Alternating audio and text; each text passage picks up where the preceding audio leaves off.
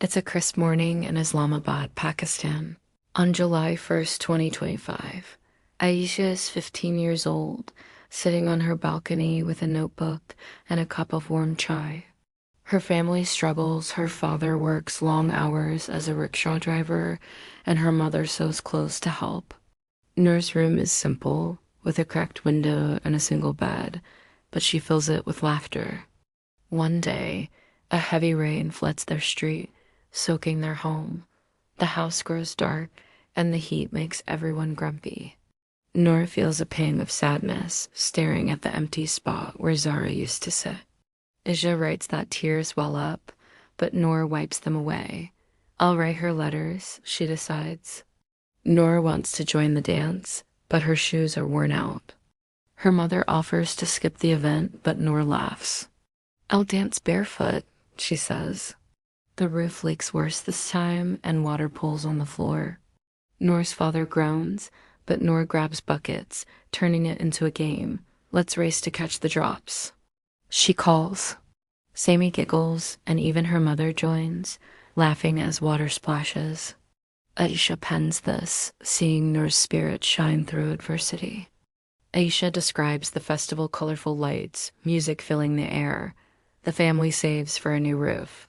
Noor dances around the house, grateful. Aisha writes that a letter from Zara arrives, praising Noor's happiness as an inspiration. Noor reads it aloud, her voice bright, and Aisha feels the story's warmth. Noor dances with bare feet, her joy infectious. People join her, and Sammy claps, shouting, "That's my sister." Try to be happy in every situation, she whispers, echoing her father. She adds this to her story, making Noor share the saying with Sami, who nods wisely. Aisha feels the energy, adding it to her tale.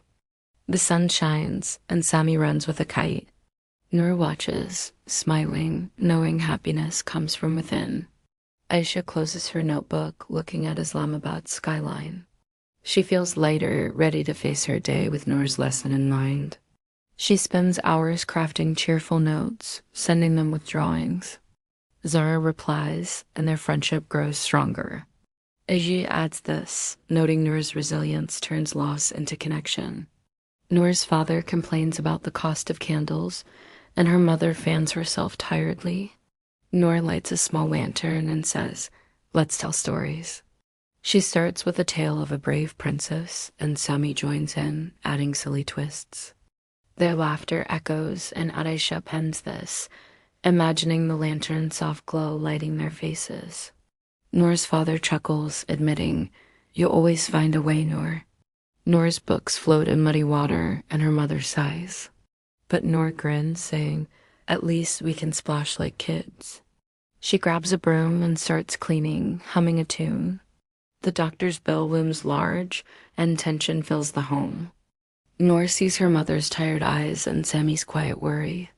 Instead of despairing, Noor organizes a small sale of her mother's sewn clothes.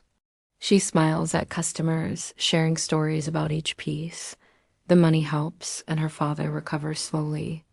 Aisha writes this with pride, seeing Noor's happiness lift her family.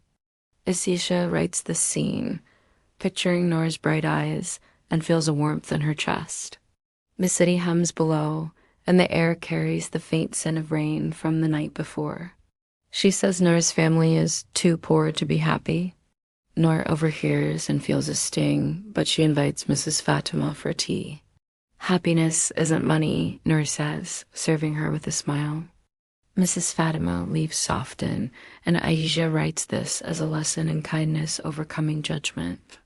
Aisha loves stories, and today she's inspired by a saying her father often repeats, "Try to be happy in every situation." She dreams of singing, her one escape, but her old dress is too small, and there's no money for a new one. Her mother suggests staying home, but Noor smiles. "I'll make it work," she declares. Aisha writes that Noor sews patches onto the dress, turning it into a colorful creation. At the show, Noor sings a lively song, her voice filling the room. The crowd claps, and Sami cheers loudest.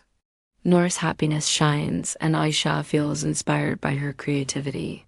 She smiles, opens her notebook, and begins to write, her pen dancing across the page.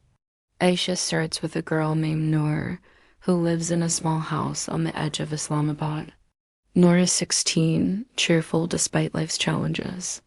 The next day, Noor's father comes home with bad news. His rickshaw broke down, and repairs will cost a month's earnings.